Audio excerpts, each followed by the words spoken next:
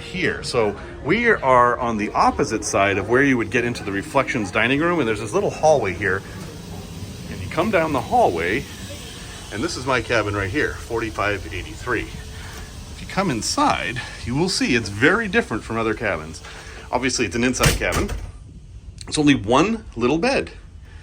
And then there's a little nightstand. And then you have a closet. And there's the closet. It's my luggage, obviously.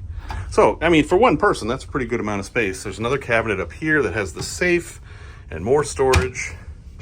There are tissues. In here is the cooler. And you can see it's empty. So you put your own stuff in there. That is not a minibar. There's my diamond pin, all the kind of stuff here. On the desk for outlets, we have 2 US outlets. This is to change the volume of the speaker for ship's announcements. Those often don't work.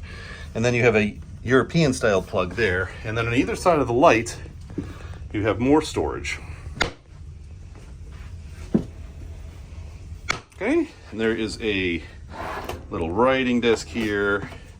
Inside here is room service menus. Quick look at the room service menu.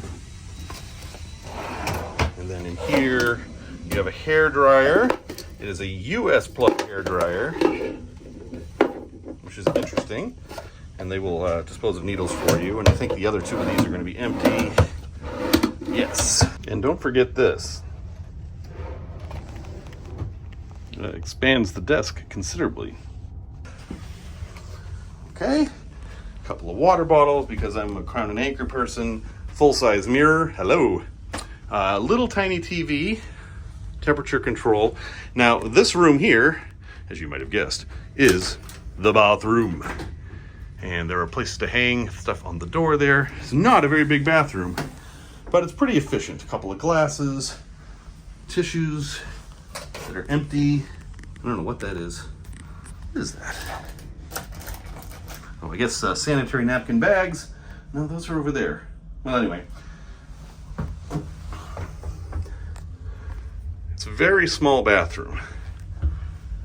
And the shower is that kind. See, it's got the one soap to rule them all. And it does have a clothesline right there. And everything else is pretty standard. There's bar soap. And let's see. This opens. So you got a nice medicine cabinet there, which I like. A lot of newer ships don't have that. Everything's open. So, okay. Anyway, that's the room. This is what it looks like. That's the best picture of it I can get. It's an interesting room. It's a little bit cheaper than booking a room for yourself in, say, an inside, but it's more expensive than half of an inside, so you got to think about that. Just a few more quick notes about this cabin. I've been here a little while now, and it's a little loud. When they're doing stuff out in the atrium, you can actually hear it, and there's a door that separates this group of cabins from the atrium, but sometimes people leave it open, and that sound just comes right down the hallway. It does have a very nice white noise sound all the time. I mean, here, I'll be quiet, see if you can hear it. And there's also like a watery sound, not like dripping, but like running through pipes. I don't really mind it, but if you're somebody who's very bothered by noise, this might not be the cabin for you. That said, this cabin is very convenient to Reflections dining room, which is right down there. In fact, you've got like your own private entrance into it. Also, guest services is right there. Elevators aren't too far, so location on the ship isn't too bad. It does take you a while to get upstairs, but you know, that's not a terrible thing.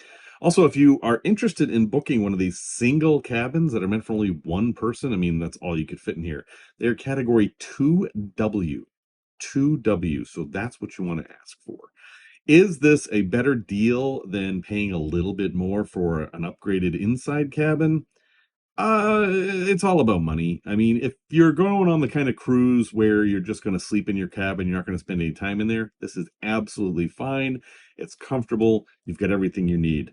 But if you're going on a cruise that you're going to have a lot of days at sea and you're going to spend a lot of time in your cabin, you might want a little more space. Again, it's up to you, but I did it for fun, and I just thought I'd pass along what I found.